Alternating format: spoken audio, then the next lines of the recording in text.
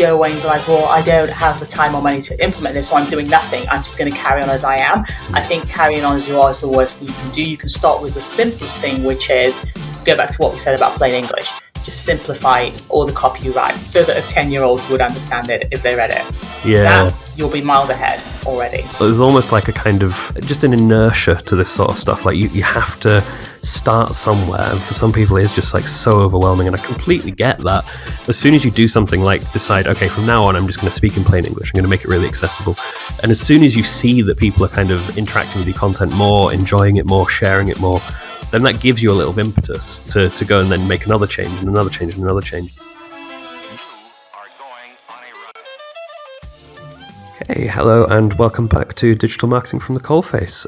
David is busy sunning himself in Wales at the moment, so I'm here with Loretta, who is a content strategist, normally in the health and wellness space. And she's going to be talking to me today a little bit about plain English and a little bit about content ideas. So I don't know if you want to introduce yourself, Loretta. Sure. Little elevator pitch. Yep. Oh, okay, fine. I wasn't expecting this far, but thank you, Alex. So yeah, as you said, I'm Loretta Hana. I'm a doctor by training. I got into journalism, left medicine after a couple of years, realizing I didn't love it, went and retrained in journalism. And so I've spent more than a decade working magazine journalism, TV journalism, online journalism, and moved more into the digital health space and did a lot of work with startups. So people like Healthly, people like Flow Health, and it's really heading up content teams, coming up with content strategy ideas and ways to stand out in a super saturated market, which we all know that the health space is. Which I think will be music to everyone's ears because, yeah, that's one of the most frequent things we hear is that people are really kind of struggling to stand out and, yeah, kind of be heard in a very kind of busy and crowded space. Yeah. One of the things that I really wanted to pick up on was I know that writing in the kind of health space especially, and I know it's something that you're very kind of keen on, is this whole idea of writing in plain English, which is throwaway advice that we give out a lot on this channel. We say all the time, oh, just write in plain English. But that, it means something quite specific, doesn't it? Especially for your industry. Yeah, exactly. I always say, people always ask me why I went and retrained in journalism because they're like, oh, you can write, so just write. And I'm really glad I did, because when I did that was when I just learned how to speak in really simple or write in really simple language. And by plain English, it's not dumbing it down and speaking to people like you would a 5-year-old. It's using really simple language like you would speak to a friend. So in journalism, they talk about the man in the pub thing. And that always stuck with me because I came from an academic background. When I wanted to write, you get more kudos if you use all the big language and the jargon. So I started doing that in journalism. And I remember my teachers being like, no, just say this to me like you would if we were chatting. And then I'd say, blah, blah, blah. And they'd be like, perfect, just write that. So that always stuck with me. And for me, that's when I talk to people about plain English, that's one of the first things I say. It's like, just stop and just tell me the idea now as we're speaking. And you'll just watch them transform from the jargon to just normal, everyday words that make sense. So do you think over time then, do you think you've kind of like trained that instinct out? Because it's something when I write, I still find the temptation to like throw in a big word here or there, like you say, to make yourself sound clever, to make the article sound smarter.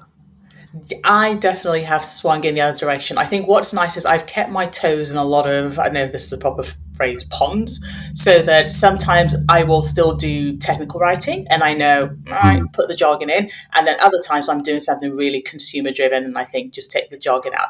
I think the most important thing is to first have an avatar in a person, like a customer persona in mind, and write for that person.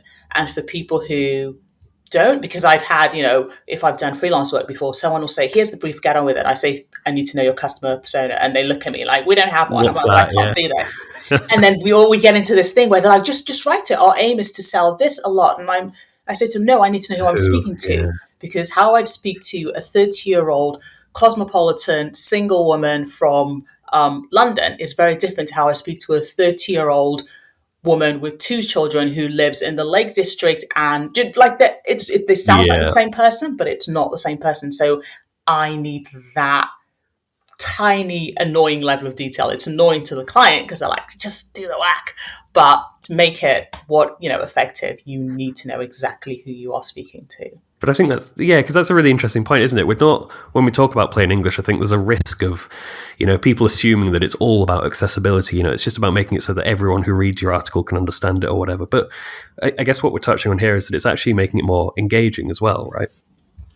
Yeah, I think, again, if we talk about the standing out in a crowded market, if you can speak in a way that someone reads it and they say, oh, that person's talking to me, that's going to work for you. And if you think about your favorite, websites, apps, magazines, there's a reason you gravitate towards them. Right, And it's they're usually niche, aren't they? Yeah. Yeah. And they speak to you in a way that it just feels like they understand you. Yeah. So it's an interesting point, actually, that about target personas, because that's something that, like, I guess a lot of the people listening to this won't even have touched on, but you're right. It's about kind of going away and exploring, who you're actually aiming at, really, isn't it? And kind of digging down. And Yeah. And just to pick up on that, because I worked with someone recently who was really adamant that they wanted to use the jobs to do model instead of, I don't know if you've come across this. Yeah. Instead of personas. And I was like, no, I need, for writing, I don't need the job to do. I need the persona because the language is going to be specific. And we were embroiled in this thing for a really long time. I remain firm. For me, it's a lot more effective if you know exactly who you're speaking to rather than why you're speaking to them. Because going back to the 30-year-old from London, the 30-year-old from the Lake District, they could have the exact same job to be done, but the same kind of language is not going to land. Yeah, they have completely different interests and different thresholds. And it's really interesting. So when it comes to writing in plain English, or even just, I guess, your approach to writing in general, any other kind of tips, any other things that you always do? Or firstly, keep it accessible. So we've talked, maybe I haven't talked to you about it. I've talked about it ad nauseum to other people. It's being aware of people's kind of literacy level. So I'm trying to remember the figure off the top of my head, but I know in the US, is it kind of a 9th grade level? It's basically kind of like 9 to 11-year-olds. It's always way younger than you expect, isn't it? People forget that. And that's something I do if I'm, leading up a team and people are writing. I will irritate them because I'll be like, an 11-year-old doesn't know what standardized means. Go and change that, change that to something. So if you just keep that in mind, that you actually need to think a little bit younger. And again, that's not dumbing it down. It's just simplifying it. I think that's the first thing. Second thing we've talked about is meeting people where they're at, to know who you're speaking to, and then speaking to them in that specific way. Other things, what was the question? I do this. I go off on a tangent. Oh, it's absolutely fine. I was just saying, in general, kind of when you're writing, any other things that you kind of always do, or kind of hard and fast rules that you live by? Or where you're getting the information from is a big one for me. I think being in the health space, it's so easy for you to just sit down and make stuff up. And that's the gap between doing more, I guess, lifestyle stuff. So I've worked with teams where we've brought in writers and they've come from a very journalistic background. And obviously in journalism, there's a lot of opinions. Like, you put your opinions in and it's fine. But if you're doing something that's more, the stakes are higher. And in health they are, it's just having that ability to pick your sources really well and choose trustworthy sources. Don't pass off hearsay and opinion as facts. That's the other thing people do. This will do this. It's like, will it do that, or do you think it will? Because you might want to put may, can, according to, little words like that to just make it clear. It's funny because, as a little bit of background, I used to write for Loretta for a while, and I very distinctly remember having articles handed back to me with things like "will" underlined.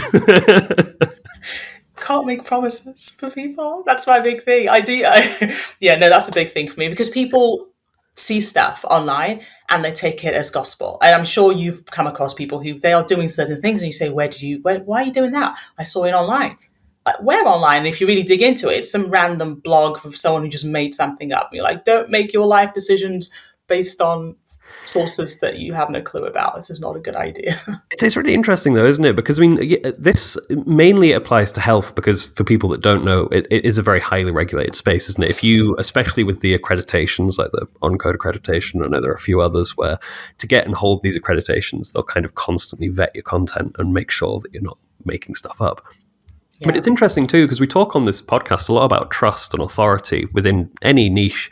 And I think this is just like really good universal advice, really, isn't it? It's like, if you're going to say stuff online about your industry, about, a product, about a service, whatever it is, like, just make sure that it's correct and verifiable, right? That you're not just kind of, taking hearsay and turning it into something it's not. because it's interesting too, because I think one of the things that we always say on this as well is that like the stuff you put out online, that is what kind of ultimately cements your reputation, right? That's what your reputation is formed by and of. So yeah, if you are going to write something, just make sure you're using kind of reliable sources. And I think every industry really does have, like in health, there are a few websites that you can always trust, right, that you can kind of go to. I think That everybody everyone has their equivalent of that, and yeah, you can always dig out. There's research for every industry. So it's going to, if you have to, go to the dry research and look at it. Go to your trade publications and spaces like that, and yeah, that'll be the safest option for you. Yeah. Definitely. So yeah, and as well, the other thing I just wanted to come back on, a strange tangent, I know, but we were talking about accessibility before. One of the things I wanted to ask was the whole idea of writing for a specific grade or a specific kind of like age of literacy. Do you think that's mainly about kind of, like you say, not using words like standardization that people won't understand? Is it mainly around word choice that we're talking about there? It's word choice. It's also even just small things like sentence length. People forget that. I remember I love the long sentence because you can Yeah. tell from us speaking, I have run on thoughts. So I would just break up my end dash and add all my extra thoughts and then put an end dash and then get back to where I was. And I thought that was okay. However, going back to just speaking to a normal person, it's really complicated to have multiple ideas in a sentence. So keeping sentences short, one idea per sentence. And even if you're going back to the online space, using things like bullet pointed lists, you don't have to have great paragraphs explaining stuff because people's attention spans are getting shorter and shorter. So it's good that you can pick out the salient points and just list stuff and people can just boom, boom, boom, that's what I need. And then they move on. I also think that goes back to what you were saying before as well about kind of meeting people, where they are in real life, giving them stuff that, kind of they expect to see and that resonates with them. Because when you're online reading, you do not want to kind of dig into a massive paragraph of text, do you? Like, you'd pick up a book and you'd think, fine, I'm in that headspace, I'm going to read something really long. But when you're online and you just hit one of those articles, you're like, nah. Yeah, exactly. Yeah, no, I think that's really good advice. That is really good advice. Do you think with all of this stuff, do you think it's easier to do? Because obviously, like when you're writing now, I'm assuming that kind of everything you produce kind of comes out like that, kind of short sentences, simple language. Do you think it's easier to try and get into that headspace before you write? Or do you think it's something that you can do mainly kind of in the edit, as it were? I think it's always easiest if you're the person writing. All editors will attest. There's nothing worse. Someone's like, well, fix it in the edit. You're like, no, fix it at the start, please. It's a lot simpler. It's just easier to get into that habit. The only exception I say is sometimes rules are made to be broken. As much as I just said, I won't give a tangential thought. Sometimes I will intentionally. Does that make sense? Again, it's knowing who you're writing for. And it's again about, I'll use simple words, but sometimes you will throw in a large word intentionally. And as long as you know you're breaking that rule and you know why you're breaking it and you know your audience gets it, it works for that personalization aspect where they're like, this person gets me and they know that, I did need to know that side thought at this moment in time. Yeah, it's like the complicated bit stands out now, right? So it's like, if you're going to break the rule, do it sparingly so that people actually notice you're doing it. Yeah. It's a really good idea, actually. It's a really good point. Something I was going to also touch on was SEO land, but I don't know if we want to get into that. Oh, yeah. I mean, no. It's especially kind of just, again, for me being in the health space, a big thing that I've seen in previous roles and my current role has been people trying to stand out in the market and so playing the game. Where instead of producing what people want, you start trying to game Google you start, this keyword it's popular, but our competitors aren't using it. So let's start making up content, that doesn't around that, but doesn't actually solve the problem the person is looking for. Readers are smart. They'll see through that and they may come to you, through your number one position in Google and realize it's just drivel, like it's not what they want, and they win it back. And I think people have to remember that you kind of get one chance. Oh, man, yeah, like I can't tell you how much this like resonates for me because it's something that I'm always telling people, right? It's like you can rank for a keyword, but should you? And it's like people are using these phrases because they want something, right? Nobody goes to Google for fun. Well, I mean, whatever, sometimes, but by and large, you use Google when you have a question. And if the content you are Googling isn't answered by whatever you click on, like it's annoying. And you do remember, I think you do have even if it's subconscious, a memory of the times that you've clicked on like better health and read something and you're like, well, Yeah, what the hell is this? Yeah. another. Haven't answered my question. Going somewhere else, and that's when the good ones stand out. And that's, I don't know about you, but I end up having go-to sites, Yeah. and I've gotten those go-to sites because I googled it and I was like, this is solid information. Did it the next time, they came up again. I'm like, this is a good source. Then you just go And straight I will to the source. exactly, and that's how you have that loyal return. You don't have ridiculous bounce rates and things like that end up, you end up being penalized for Google by Google for. Yeah. And you brought it on yourself by doing, sneaky tactics that weren't so sneaky. Yeah, or just really obvious as well, because the one I love is like where the keywords are really awkward and somebody's like, like written these weird sentences so they can cram the keyword incorrectly, and you just look at it and you're like, I'm not I'm not the target audience. A robot somewhere is the target audience for that. Exactly. Yeah. But it's interesting too, because what we're essentially talking about then is the fact that this whole idea of kind of like writing well and writing simply and writing accessibly, it's not just about getting people to do something when they're on the page. It's actually about kind of building your brand then. It's actually keeping people coming back over and over again. Yeah. Yeah. And that's the like sweet spot, isn't it? It's the holy grail at the moment, because it's what I said about me remembering a website.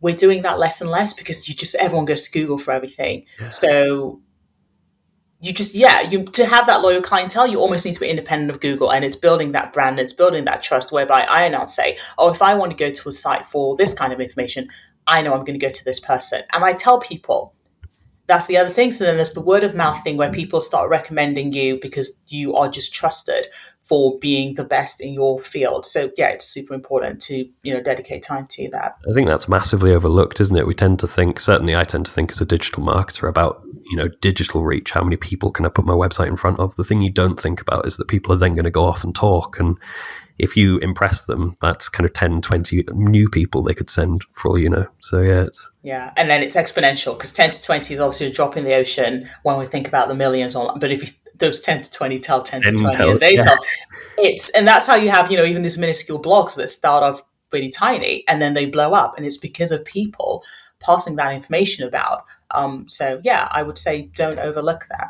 It's one of the things I always find really interesting, actually, because some of the most interesting kind of success stories online are blogs that have started off, they'll just have like a funny take on things or like a certain way of like kind of approaching issues or whatever. And then as they become known, they just kind of spiral out of control. And suddenly, they have millions of people reading them. And you're like, well, why? But it's just, like you say, they're just kind of being true to their audience and have a kind of, a tone, which is actually something else I wanted to come in on. So this whole idea of kind of writing accessibly, writing plain English, that obviously some people like to kind of frame that kind of oppositionally to the idea of having like a tone of voice. Like they say, like, right, so that's coming at the expense of your brand voice. But that's not true either, really, is it? No, because that's your tone of voice, your brand voice is your personality. It's like us speaking today. We're both speaking English. We're both speaking English at the same level. We're two very different people with two very different personality, and our intonations and, the way we structure our sentences is different. That's your tone of voice. Sure. It's interesting as well because it's all the kind of like the micro stuff, isn't it? Like you say, like the way that sentences are structured, the way that words are arranged, there's still plenty of freedom. And I think that's kind of links to another thing as well, which is another common complaint when I tell people, write in plain English. And this is especially to, I guess, the lawyers and the architects and the doctors listening to this.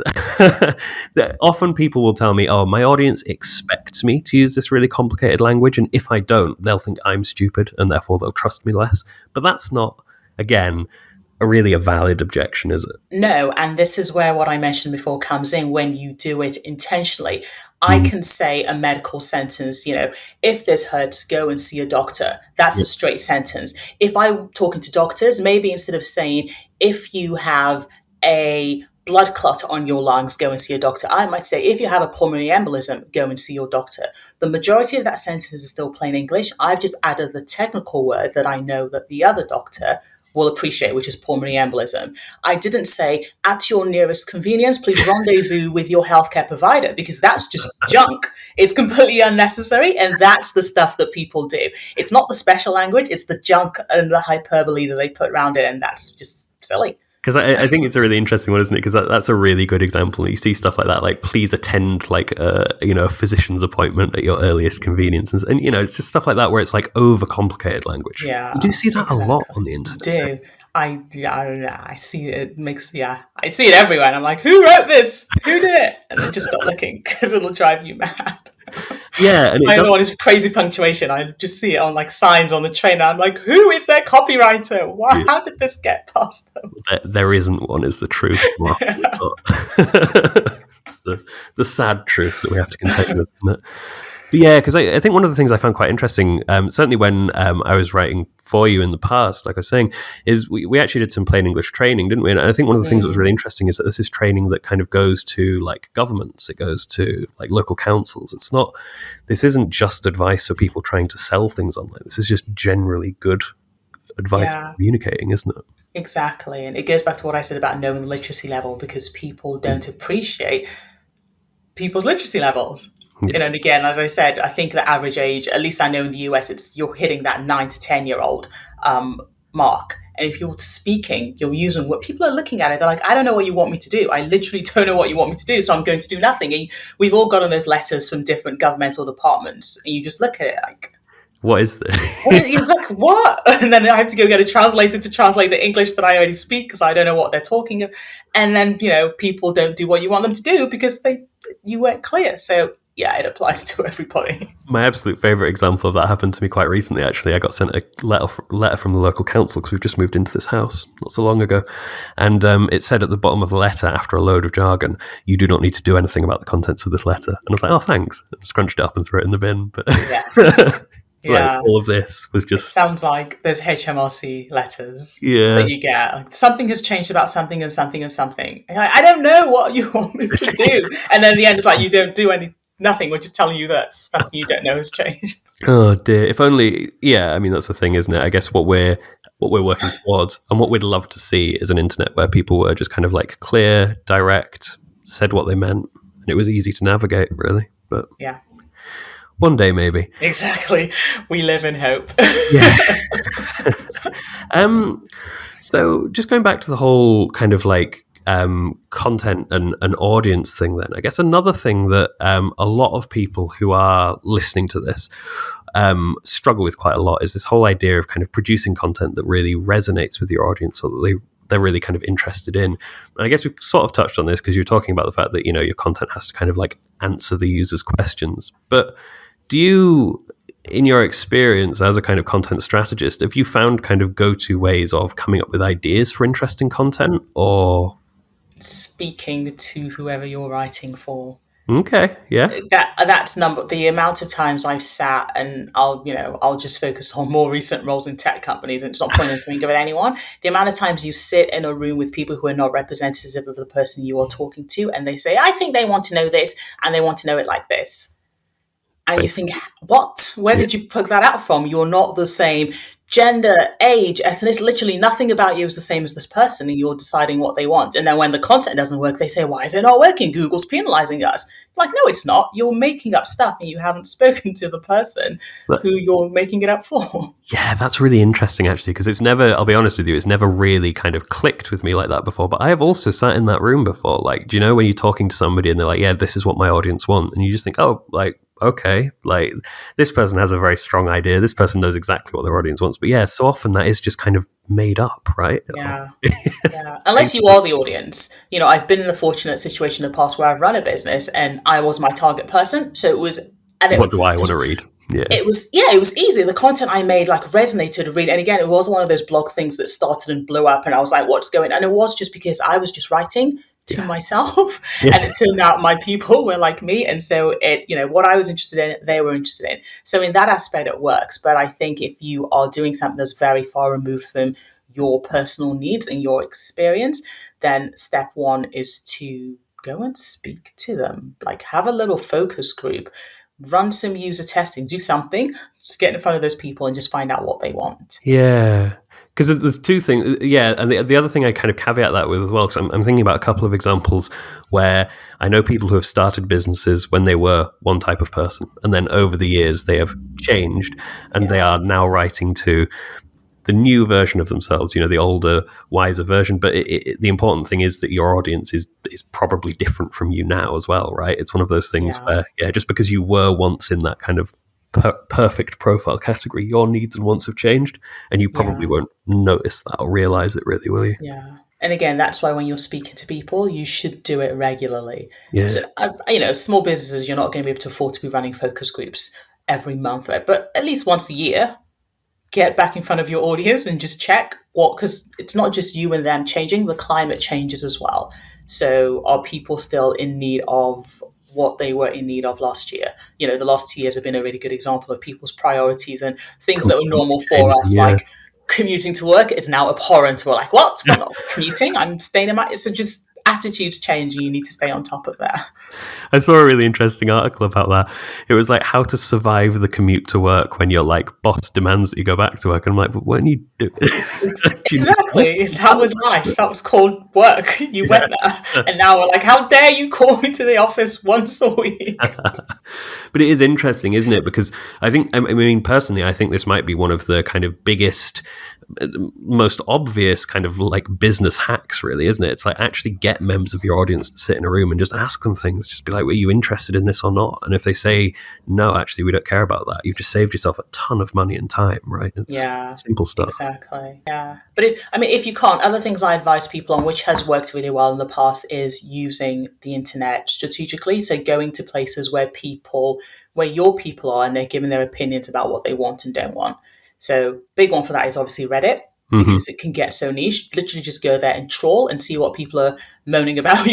Go to a subreddit that's relevant to your thing and see what people are moaning about and what they say they want and what they say everyone's doing badly. That's number one. And number two, I always love looking at reviews for your competitors. What are people in the same space, what are they saying your competitors are doing badly? Because everyone's always so obsessed with copying the good. But if you go on Amazon, you go on the Apple store, people are leaving reviews like, this person said this and instead they gave me this. And I wish, pay attention to that, because that's the need. It's not just copying your competitor verbatim.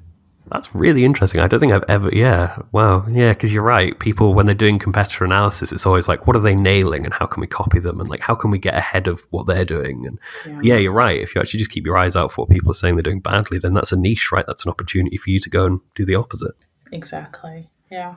Yeah, there you go.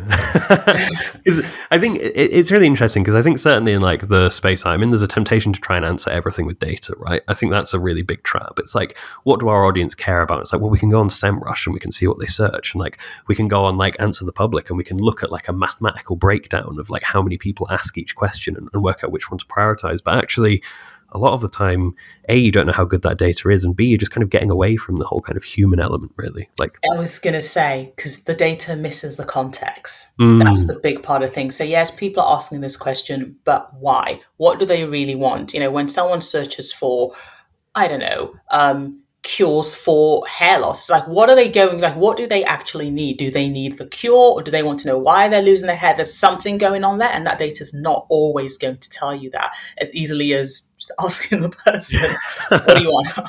It's really interesting because that's a really good example, right? Because like, it's like, is that a question that people are asking because they've already lost their hair? Are they losing their hair? Is it Exactly. Are they the wives of men who are losing their hair? Like, there's so much behind it. Yeah. And those are all different customer segments and different user personas that you'd want to speak to in a different way. So really, until you actually kind of drill down and get people in a room and ask them questions, how can you kind of really know? Yeah. It's interesting as well. You mentioned user testing earlier. Is that's something I know that you're also quite a big proponent of? Yeah, that's just because you don't know. You don't know what other people want. And it's not just user testing. It's not just like focus groups where you're asking, because again, people say a lot of stuff. And I think we've all experienced that. They say it and they don't mean it. Yes, I want this product. You develop the product. No, actually, they don't use it. Why not? Because so sometimes they don't know. But when you do kind of real-time user testing, when you're just putting things in front of people, nonverbal cues, subconscious things that people do, that starts telling you a lot about what they really want. The face, people will sit, especially if you bring them in a focus group and you're paying them, they will sit and they'll tell you all sorts of nonsense just to get to the end and get their money. If you start looking at micro things, the expression yes, I love it, and they're grimacing, okay, they don't love it so much. Oh, you just pulled a face, tell me more. Yeah. That's the stuff you start digging into. And the easiest way to do that is to just give them whatever you're thinking of and watch their reactions to it. Let them play. Yeah, that's really interesting, isn't it? There we go. life life lessons to anybody trying to run a business online, I think. Because I think the user testing one especially, it's one of those things where like you mentioned earlier like about bounce rates, right, with content, and I think it's a really good example of that, right? Because there's a temptation again, if you're just looking at data analytics, to say, oh, this article has a really high bounce rate, therefore it's not resonating with our audience. They don't care about that subject. We're never writing about it again. Whereas, it could be that they were really put off by the picture at the top of the page, or that your headline gave them the wrong impression about what was actually going to be in the article, and you don't know any of that from looking at the kind of headline stat of high bounce rate. You actually have to kind of drill a little bit in, don't you? Yeah, definitely. It's a lot, and it's funny because I'm listening to everything we're saying, and I'm feeling sorry for anyone who's tuning in. Like, I just wanted some simple steps. No, don't do this, don't do this, do this, do this, do this. But one thing I will say is kind of start with the simplest things, if that makes sense, because it can get overwhelming if you're given all of this stuff we're saying to go away and be like, well, I don't have the time or money to implement this, so I'm doing nothing. I'm just going to carry on as I am. I think carrying on as you are is the worst thing you can do. You can start with the simplest thing, which is go back to what we said about plain English. Just simplify all the copy you write. Don't even worry about personas and all of that. Just simplify the copy you write so that a 10-year-old would understand it if they read it.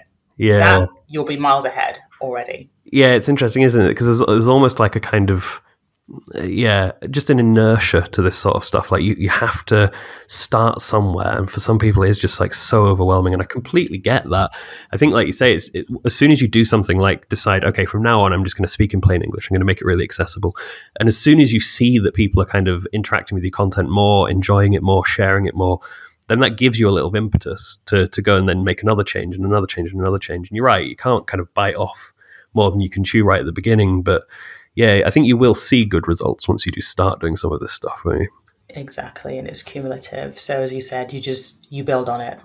So yeah, I guess for you, have you found, especially online, have you found like specific types of content work really well for, engaging people, or do you find it is just very audience dependent, really? It is quite audience dependent. One thing I will say though, in general, I go back to the short attention span thing. We are noticing more and more this need for digestible content, more white space, fewer giant paragraphs. Even if you look at, newspapers that traditionally were broadsheet, so your Guardians, Independents, etc., there's more white space. Like they're playing around. You can still have your long form, you can have your really long expose, your opinion piece, but it's starting to just break that copy up because people can't deal with all of that in an online setting just thrown at them. It's interesting, isn't it, as well? Because I think, like, I'm personally like, because like I always feel a little bit biased. I always think like when I hear, oh, people have a really short attention span, I'm like, well, then people are stupid and it serves them right. That's my kind of like fundamental go-to. And I think it's really interesting though, isn't it? Because it's like there's always a temptation to be a bit snobby about it and to be like, well, I'm going to produce really long content, but it's not even so much that people don't want to engage with this stuff. It's almost like you just can't, right? People's lives are just too busy nowadays. I think that's one of the things that people often forget about. Yeah. And we're not saying make your content short, i.e. every article has to be 100 words. We're just saying break it up so that they can handle it and they can consume it in bite-sized chunks. They can skim, and that's the other thing. We're sport for choice, apart from short attention spans. All of this is the internet age, essentially, isn't it, really? Yeah. There's an overwhelm of choice and everything is being delivered to us really quickly. So that's why we're not paying attention. So you don't want to make them work that hard, really. Yeah. So give them the long piece, but just make it easy for them to consume. Yeah, definitely. And I think that, even really simple things, right? Like just putting loads of images in sometimes helps so much. It's just like, keep it short, keep it simple.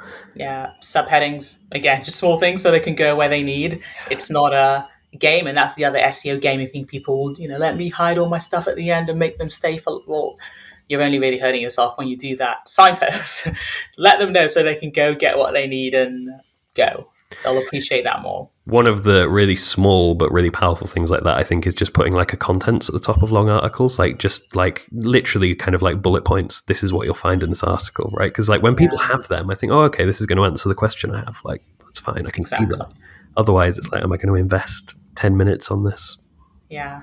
And then make sure if you do your contents, it clicks through. That's my pet peeve at the moment. When you click on it and it doesn't work, I'm like, these people are wasting my time. Why did you pretend I can click? Now I have to scroll.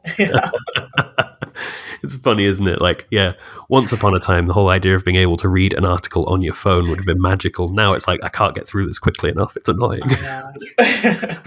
And then they tell Yes. us we've all got ADHD now, and you're like,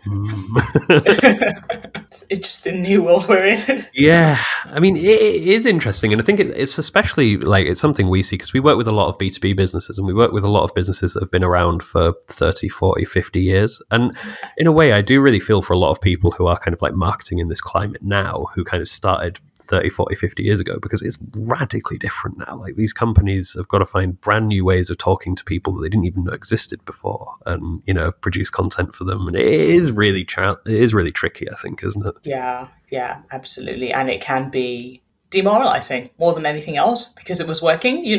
I think we've both seen those people where you're like, it was working fine. I have a loyal clientele. And you're saying, well, things have changed. They're like, no. And they either dig their heels and then wonder why it's all going wrong, or you kind of roll with the punches, really. But there's a case of also making sure you get help, which I guess is where, you and what your company does comes in.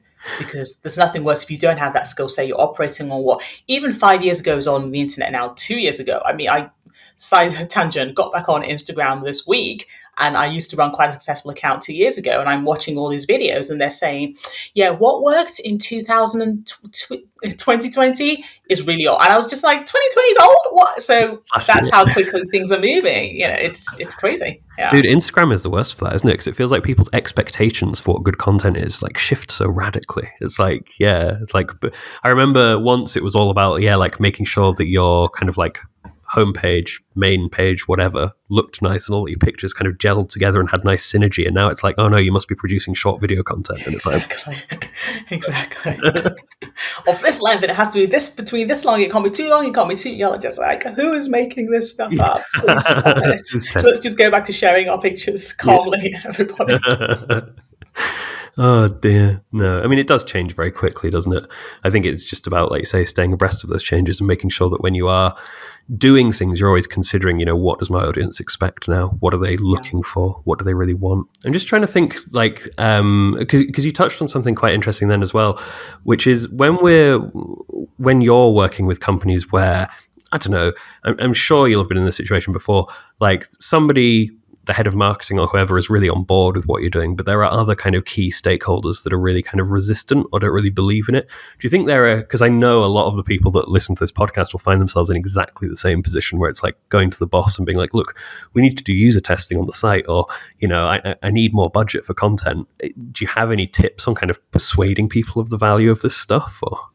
I think it really lies in tying it to whatever your company's key objective is. So if they've said for the next half a year we need to make X amount of money, you always have to go and do your homework. Yeah. Where are people coming from? What are the channels for user acquisition, for example, that we're missing out on? Why are we missing out on them? Well, because we don't have a presence here, and here, or we don't produce this type of content.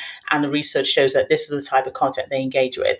I think if you can always take numbers to the person, the person in charge per se, and you can attach those numbers to the objective that they've said, this is what I care about. I care about customers. I care about revenue, whatever it is, and you can say, look, here it is.